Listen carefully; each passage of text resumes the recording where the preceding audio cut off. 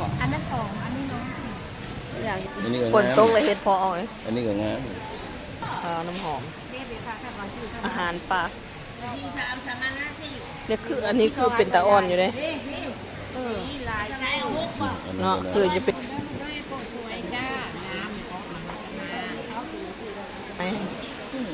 น้ำไม้ยังบางทีเฮาเฮ็ดเพาะโลละ700บ่มันลงเลยได้ดิแต่ก็อยู่800อ๋อ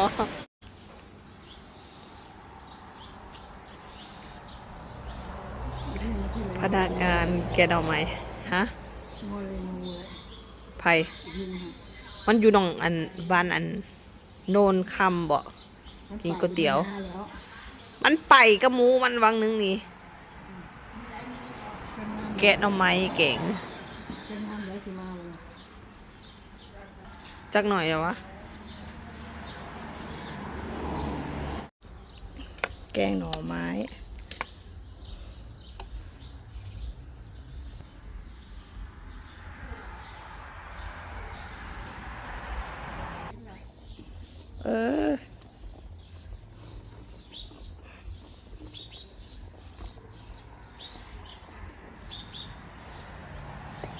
เอาไปเต็มหม้อมาเด้อพายากิแกงหน่อไม้เด้อ